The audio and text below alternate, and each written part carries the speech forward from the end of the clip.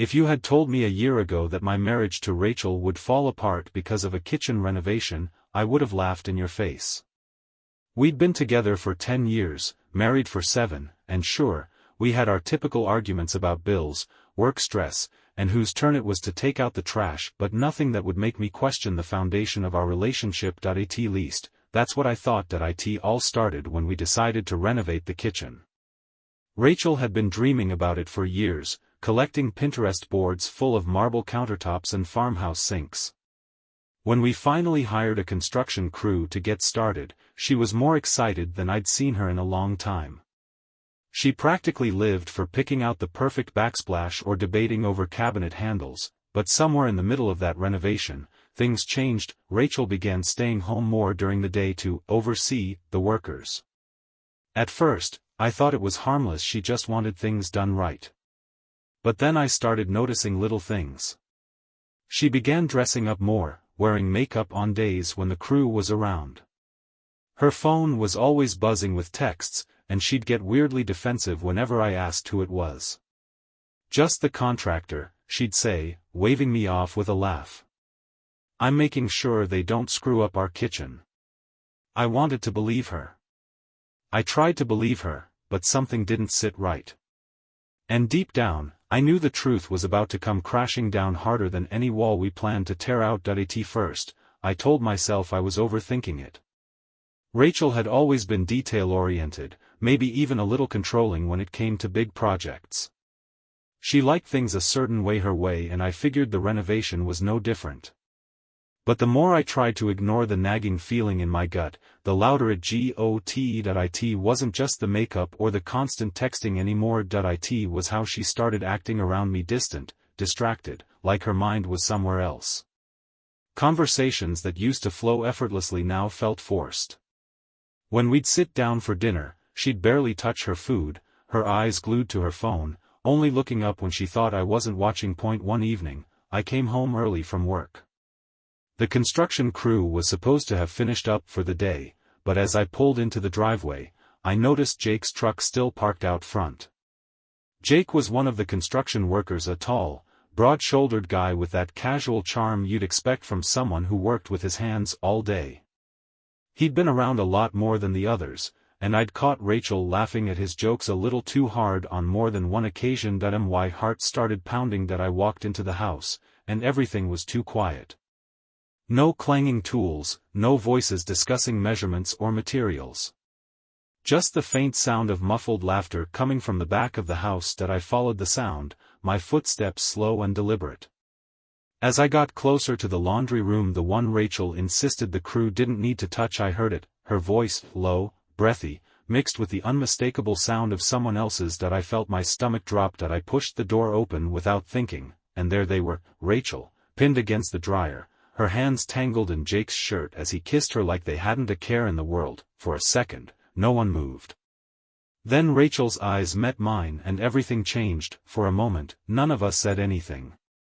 Rachel froze, her eyes wide like a deer caught in headlights, while Jake stumbled back, his face turning a shade of red I'd never seen on another human being. The room felt suffocating, the air thick with the weight of what I had just walked into. I could feel my heart pounding in my ears, but my voice came out calmer than I expected. "What the hell is going on?" Rachel, ever quick on her feet, tried to recover. She straightened her shirt, like fixing her appearance could somehow fix this.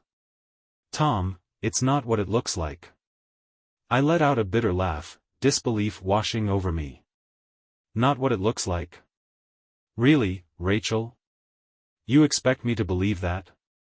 Jake, realizing there was no escape from this mess, muttered something under his breath and tried to slip past me. "You're not going anywhere," I snapped, blocking his path. But honestly, I didn't care about him. My anger was squarely focused on Rachel. She crossed her arms, her face hardening.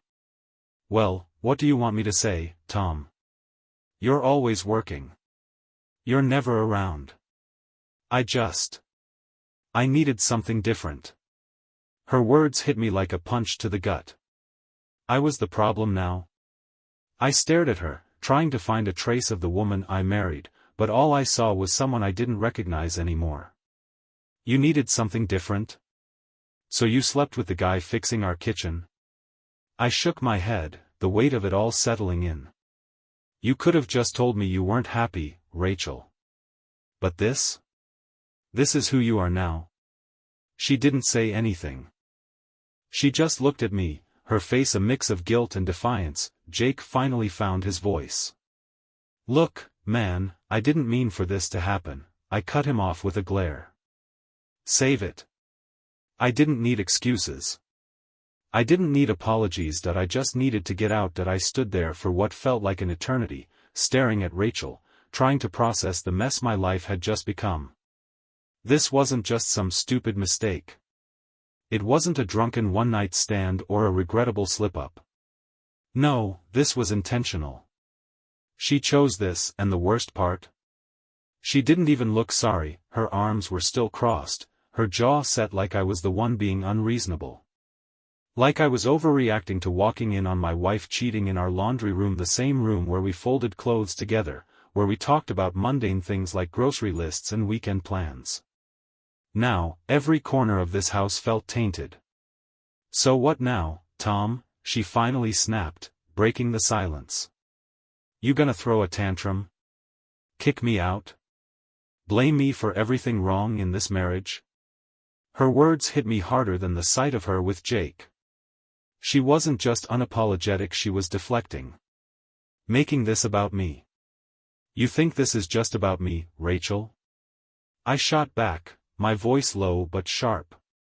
You didn't just destroy our marriage in there, you disrespected everything we built together. And you don't even have the decency to admit it. Jake tried to slink out of the room again, but I wasn't done. You. Sit. My glare pinned him in place. I didn't care about him personally, he was just some guy.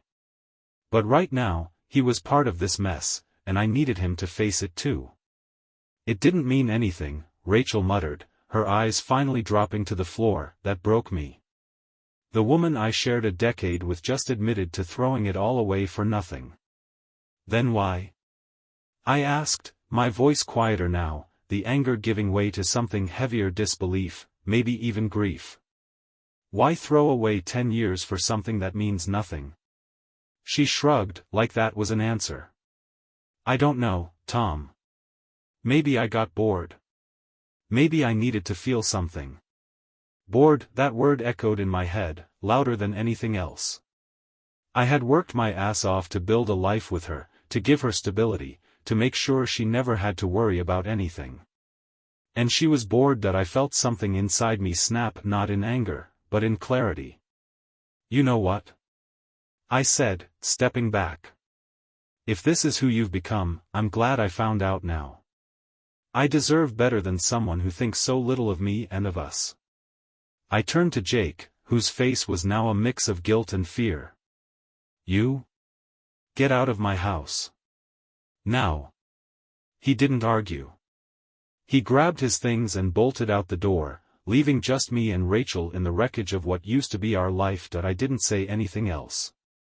I just walked upstairs, packed a bag, and left, because there was nothing left to salvage. Walking out of that house felt like stepping out of a bad dream. But as soon as the door shut behind me, reality hit like a punch to the chest.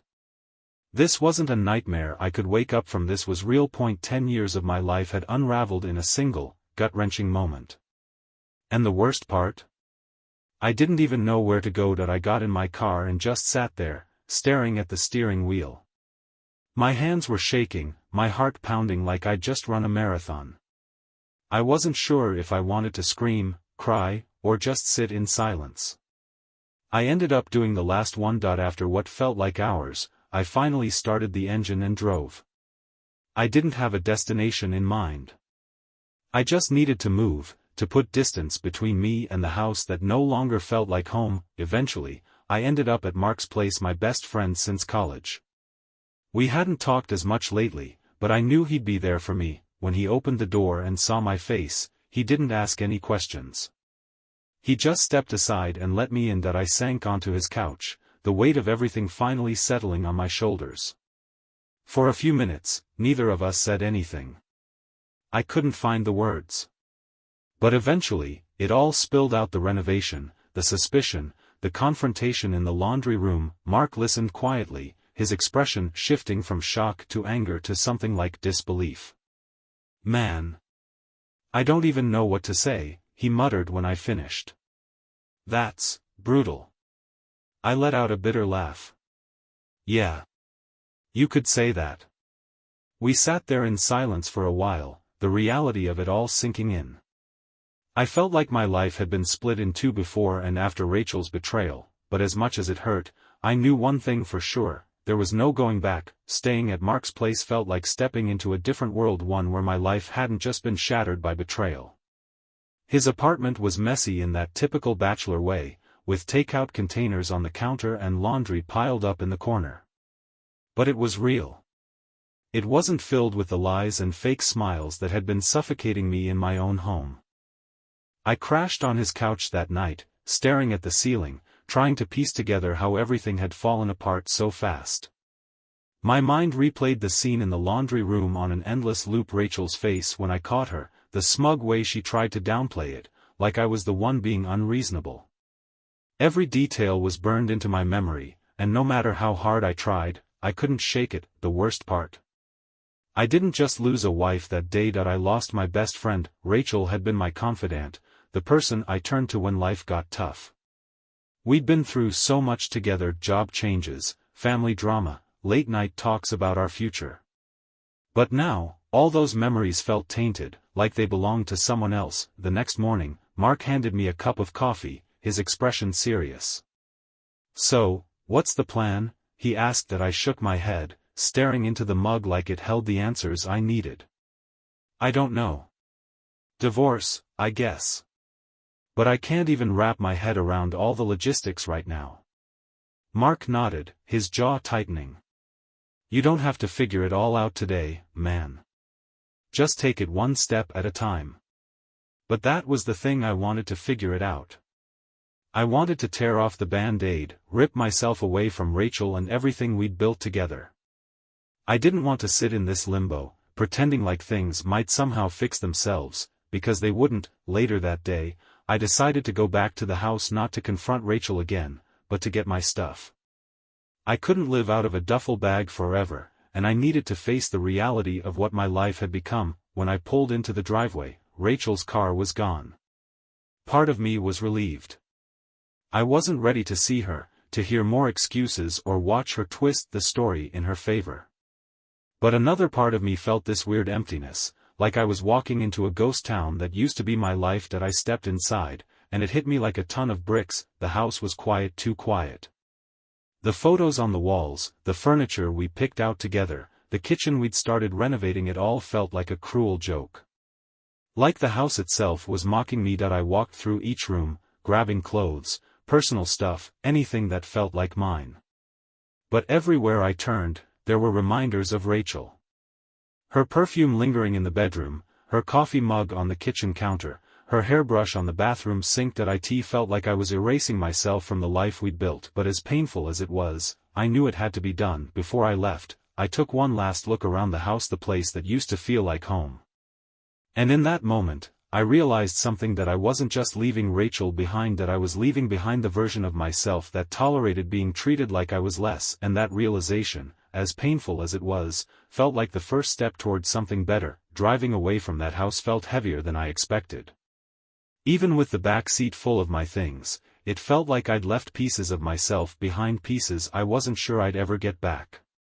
The place that once held memories of Sunday morning pancakes, movie nights on the couch, and late-night talks about our future now felt like a stranger's home. Back at Mark's, I dumped my bags in the corner of the room and collapsed onto the couch. I stared at the ceiling, the weight of it all pressing down on me. I wasn't just angry anymore. I was exhausted. Mentally. Physically. Emotionally. Mark tossed me a beer and flopped into the chair across from me. "You sure you're okay?" he asked. I let out a bitter laugh. "Define okay." He didn't push. He just sat there, letting me stew in the silence, which weirdly helped. I didn't need pep talks or advice.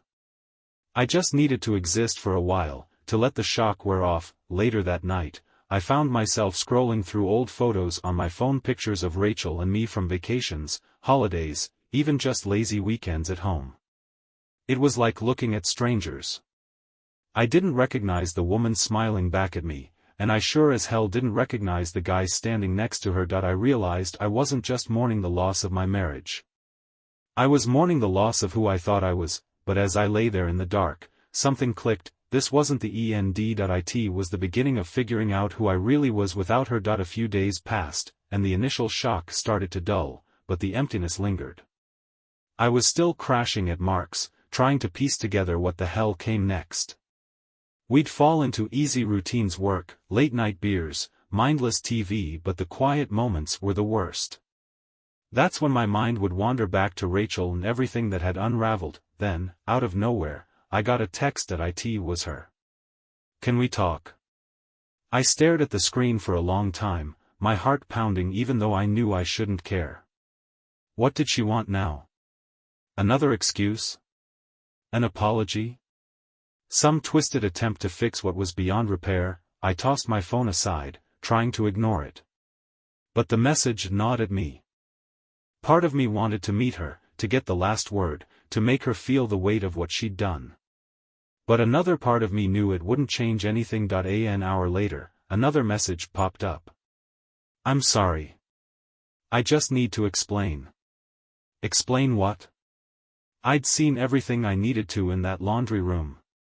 There was nothing left to explain, but curiosity has a way of digging in. So I finally texted back. "Meet me at the coffee shop on Main. Tomorrow. Noon." I didn't know what I was expecting. Maybe closure. Maybe just confirmation that walking away was the right choice, but deep down, I knew one thing for sure: this conversation wasn't for her. It was for me. The next morning felt heavier than usual. I woke up on Mark's couch with a pit in my stomach, staring at the ceiling, wondering why I even agreed to meet Rachel. But part of me needed it: the closure, the confrontation, whatever it was. I needed to hear her say it out loud. I needed to see if she'd even try to justify what she did. By the time I pulled into the parking lot of the coffee shop on Main, my heart was pounding in my chest like I was walking into a courtroom. I wasn't sure if I wanted to scream at her or just sit there in silence, letting the weight of her actions hang in the air. I walked inside and spotted her immediately. She was sitting at a corner table, staring down at her coffee, twisting the napkin between her fingers like it held all the answers. She looked different. Not in some dramatic, Hollywood movie way. Just tired. Worn down. But I didn't let that shake me. I walked over and sat down across from her without saying a word. She looked up, her eyes meeting mine for the first time since that day in the laundry room. For a moment, there was silence. The kind that feels like it stretches for miles. "Tom," she finally whispered. I didn't respond. I just stared at her, waiting. She sighed, like the weight of the world was on her shoulders. "I don't even know where to start." "Start anywhere," I said flatly. She took a deep breath.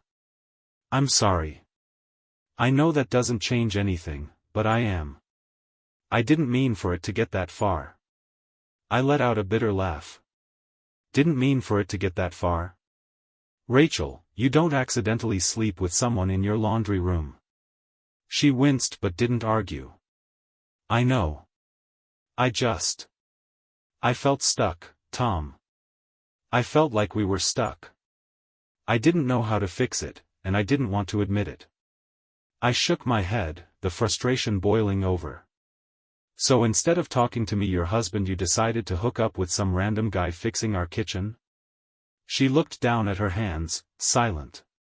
"You could have said something, Rachel," I continued, my voice quieter now, more tired than angry. "You could have told me you weren't happy. But you didn't. You lied. And you let me believe we were okay." Tears welled up in her eyes, but I didn't feel sympathy. "Not anymore. I'm not asking for forgiveness," she whispered. "I just wanted you to know. I did love you. I just don't think I knew how to be in this marriage anymore." I sat back in my chair, her words sinking in. Loved. Past tense, and that's when it hit me, this wasn't about what I lost. It was about what I was leaving behind. That I stood up, grabbing my jacket. I hope you figure out what you're looking for, Rachel. But it's not with me. She didn't stop me as I walked out the door. And for the first time since it all fell apart, I felt free. Walking out of that coffee shop felt different than I expected. I thought I'd feel shattered, like hearing Rachel admit everything would break me all over again. But it didn't. Instead, there was this strange, almost light feeling in my chest. Like I'd been carrying a weight for months without realizing it, and now it was finally gone. The drive back to Mark's was quiet. No music. Just the hum of the engine and the sound of my thoughts finally settling down. I kept replaying the conversation in my head, not because I was stuck in it, but because I was surprised at how little it hurt. That I realized something on that drive. Rachel's betrayal wasn't just about her. It wasn't even just about us. It was about me letting go of the life I thought I was supposed to have. The marriage, the plans, the future we talked about, it was all based on a version of us that didn't exist anymore. And maybe it hadn't existed for a long time. When I walked into Mark's place, he was sprawled on the couch, watching some mindless reality show. He muted the TV and raised an eyebrow. "How'd it go?" he asked. That I dropped my keys on the counter and sank into the chair across from him. "It's over." He nodded slowly, like he was waiting for me to unravel, but I didn't. "You good?" he asked after a moment. That I thought about it, really thought about it, and then nodded. "Yeah. I actually think I am." We cracked open a couple of beers that night, talking about everything and nothing at the same time. For the first time in months, I felt like I was there, not stuck in my head, not trapped in the past. Just present. And that's when it really hit me. Rachel wasn't my story anymore. I was. The days after that final conversation with Rachel felt different, not in a dramatic, life-changing kind of way, but in the small, almost imperceptible shifts. Waking up didn't feel as heavy. The quiet moments didn't sting as much. And for the first time in a long time, I started to think about what I wanted, without considering someone else's expectations. I moved out of Mark's place a week later. As much as I appreciated his couch and his fridge full of cheap beer, I needed my own space. A fresh start. I found a small apartment downtown, nothing fancy, but it was mine. The walls were bare, the furniture minimal, but it felt like a blank canvas. A place where I could rebuild without the shadows of my past lurking in every corner. One of the first things I did in that new apartment was unpack the box labeled "Old Stuff." Inside were photos of Rachel and me, mementos from trips we'd taken, even the dumb little notes we used to leave each other on the fridge. I sat there for a while, sifting through the remnants of a life that felt like it belonged to someone else, but instead of feeling bitter, I felt grateful, because those memories weren't all lies. They were real, at least at the time. But they were part of a chapter that had ended, and it was time to close the book. I packed the box back up, taped it shut, and shoved it in the back of my closet. Not because I was running from the past, but because I didn't need to carry it around anymore. In the weeks that followed, I started focusing on things I'd let slip during my marriage. I picked up hobbies I'd abandoned, like woodworking, something I'd always loved but never had time for. I reconnected with old friends I hadn't seen in years, not because Rachel kept me from them, but because I'd been too wrapped up in us to nurture my own relationships. And slowly but surely, I started to feel like myself again. One night, I went out with Mark and a few friends to a bar we used to frequent in our 20s. It felt strange at first, stepping back into a scene I hadn't been part of in years. But as the night went on, I realized how much I'd missed it: the laughter, the banter, the feeling of being surrounded by people who knew me before my life got complicated. That's when I met Emma. She wasn't flashy or over the top. Just a woman sitting at the bar with a book in one hand and a glass of whiskey in the other. There was something refreshing about her, something grounded. We struck up a conversation, easy, effortless, and before I knew it, we were laughing like we'd known each other for years. I didn't tell her about Rachel that night. I didn't need to. This wasn't about my past. It was about right now. Over the next few weeks, Emma and I kept seeing each other. No pressure. No expectations. Just two people figuring things out, one day at a time. And with every conversation, every shared laugh, I realized something, that I wasn't just moving on from Rachel, that I was moving forward. Spending time with Emma wasn't like anything I'd experienced before. With Rachel, there was always this invisible pressure, expectations about who we were supposed to be as a couple, plans that had to fit into some perfect timeline. But with Emma, it felt easy. There was no pretense, no baggage that weighed every conversation down. We could sit in complete silence and it still felt like we were saying everything that mattered. But even as things with Emma were unfolding in this natural, almost effortless way, I found myself holding back. It wasn't that I didn't trust her, it was that I was still learning to trust myself. One night, after we'd spent the day at a local art fair, we found ourselves sitting on the hood of my car, staring up at the stars. It was one of those crisp, clear nights where the world felt quiet, like it was giving you space to think. Emma glanced over at me, her expression thoughtful. "You're somewhere else tonight," she said softly. That I let out a breath I didn't realize I'd been holding. "Yeah. I guess I am." She didn't push. She just waited, giving me the space I didn't know I needed. And for the first time since everything with Rachel had exploded, I felt like talking about it. "I was married," I started, my voice steady but low. "For 7 years. Thought we had it all figured out until I came home one day and found her with someone else." Emma didn't flinch. She didn't give me that look of pity I'd grown used to. She just nodded, like she understood without needing all the messy details. "That's heavy," she said after a moment. "But it's not the whole story, is it?" Her words hung in the air, and I realized she was right. Rachel's betrayal wasn't the story. It was just a chapter. A painful one, sure, but it wasn't the beginning or the end. Over the next few weeks, Emma and I grew closer, but what mattered most wasn't the relationship, it was what I was learning about myself. I realized I didn't need to define my life by what had happened to me. I wasn't just the guy who got cheated on. I wasn't just the man picking up the pieces of a broken marriage. That I was more than that. That I was someone who'd faced one of the worst things life could throw at me and came out stronger on the other side. I was rebuilding not just my life, but my confidence, my sense of self, my joy. One evening, as we sat in my apartment, Emma turned to me with that knowing look she always had when she sensed something was shifting inside me. "You look lighter," she said with a small smile. "Like you finally let go of something." I thought about it for a moment, then nodded. "I think I have." Because I realized that night, sitting there with her, that Rachel's betrayal wasn't an anchor anymore. It wasn't holding me back.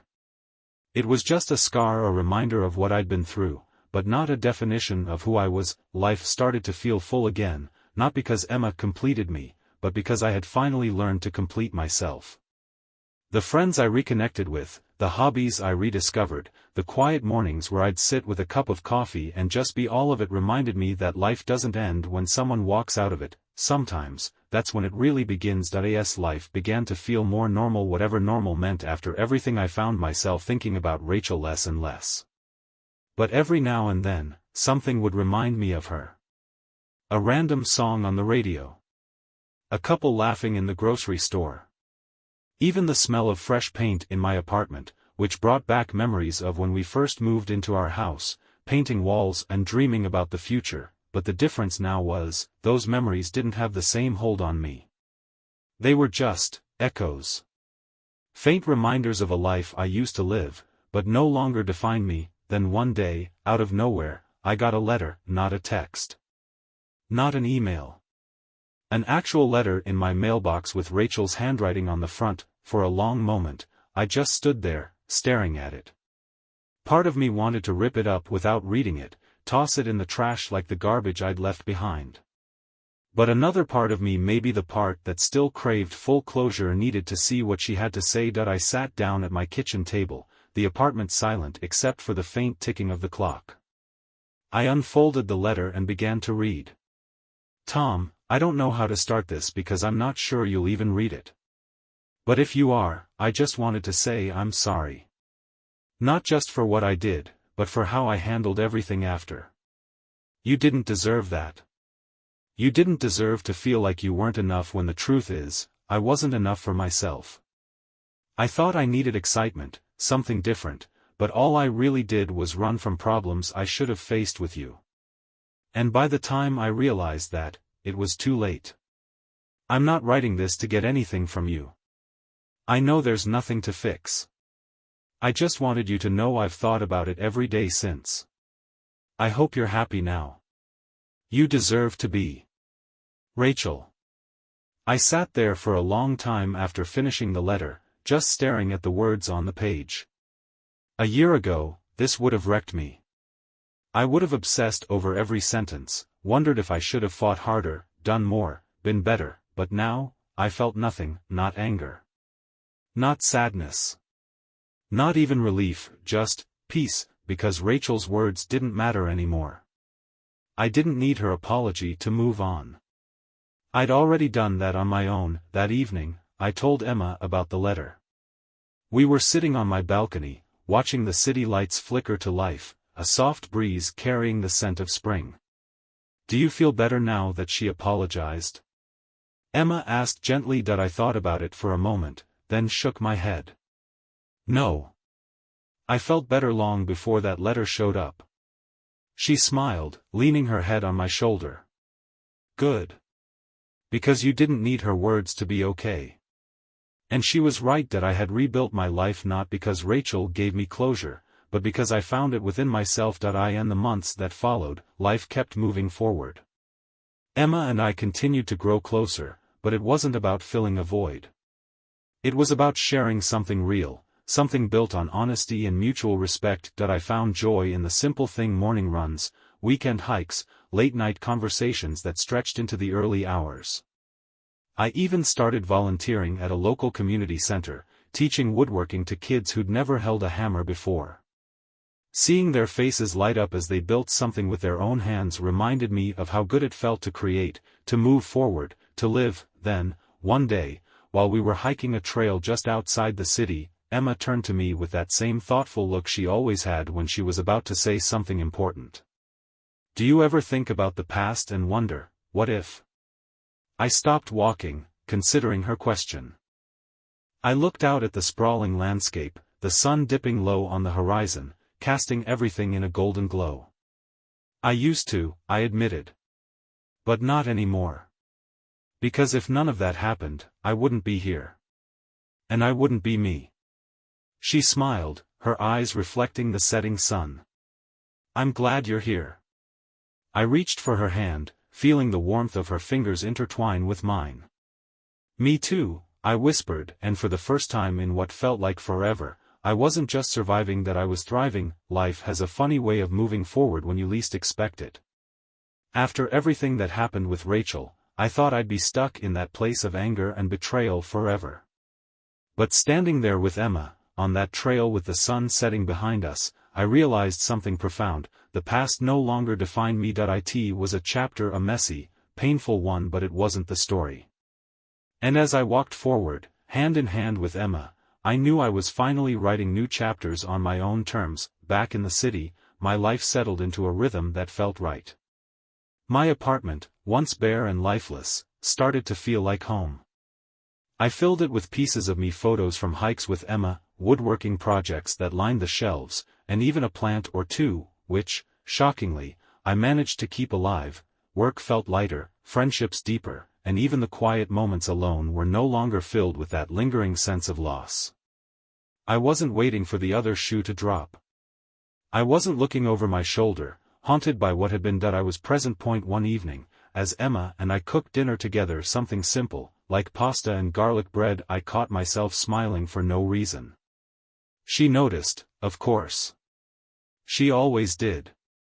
What's that look for? She teased, nudging me with her elbow. I shrugged, still smiling. Just thinking about how good life feels right now. She paused, her eyes softening. It's amazing what can happen when you let go of what's behind you. I nodded, stirring the sauce absent-mindedly. Yeah. I spent so long thinking Rachel's betrayal was the end of everything. But it wasn't. It was just the beginning of finding myself again. Emma set down her glass of wine and reached for my hand across the counter. You didn't just find yourself, Tom. You rebuilt yourself. And that's something to be proud of. Her words hit me in a way I didn't expect. Because she was right. I hadn't just survived what happened, I'd grown from it. Later that night, as we sat on the couch watching some terrible movie, Emma leaned her head on my shoulder and whispered, "Do you ever think you'd go back and change it, if you could?" I thought about that for a long moment. The easy answer was yes. Who wouldn't want to avoid that kind of pain? But as I sat there with her, in the life I'd built from the ashes of my old one, I realized the truth. No, I whispered back. Because if none of that happened, I wouldn't be here. And I meant it, because the person I'd become, the strength I'd found, the peace I'd discovered was worth every painful step it took to get there. A year after everything fell apart with Rachel, I found myself reflecting on how far I'd come, not just in moving on from her betrayal, but in rediscovering who I was without the weight of that broken relationship.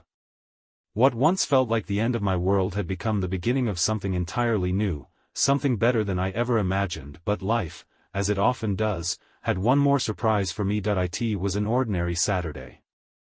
Emma and I were grabbing coffee at this little cafe downtown, our usual spot after our weekend morning runs. The place was bustling, the smell of fresh pastries mixing with the hum of quiet conversations and clinking cups.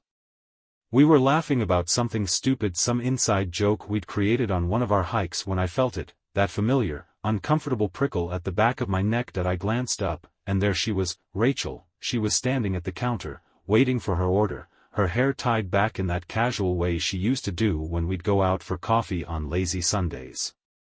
She looked different, older, maybe, or just tired in a way that went deeper than her face. But what struck me most wasn't her appearance. It was the fact that seeing her didn't hurt. There was no surge of anger, no wave of sadness crashing over me. Just nothing. Like I was looking at a distant memory I'd long since filed away. Emma noticed me staring and followed my gaze. She didn't say anything, just squeezed my hand gently under the table, offering silent support. That small gesture meant more than any words could have. Rachel finally spotted me. For a moment, our eyes locked, and I saw it, the flicker of recognition, followed by something else. Regret? Guilt? I didn't know. And honestly, I didn't care. She hesitated, like she was debating whether to come over, but then her order was called, and she turned away, disappearing out the door without a word. And just like that, the chapter closed for good. Later that evening, Emma and I sat on my balcony, watching the city lights blink to life. The air was cool, carrying the promise of spring, and for the first time in what felt like forever, my mind wasn't weighed down by the past. "You okay?" Emma asked softly, her head resting on my shoulder. I nodded, a small smile tugging at the corner of my mouth. "Yeah. I think I finally am." And I meant it. Seeing Rachel again had proven something I hadn't fully realized until that moment. I wasn't just over her, I was free from everything that came with her. The betrayal, the heartbreak, the self-doubt. All of it. A few weeks later, Emma and I decided to take a road trip along the coast. We packed the car with snacks, a playlist of our favorite songs, and zero plans beyond just enjoying the ride. We stopped at small towns, ate at diners with sticky menus, and took photos of sunsets that painted the sky in colors I didn't know existed. One evening, as we stood on a cliff overlooking the ocean, Emma turned to me with that thoughtful look she always had when she was about to say something important. "Do you ever think about what your life would have been like if things hadn't fallen apart with Rachel?" I thought about it for a moment, the sound of the waves crashing below us filling the silence.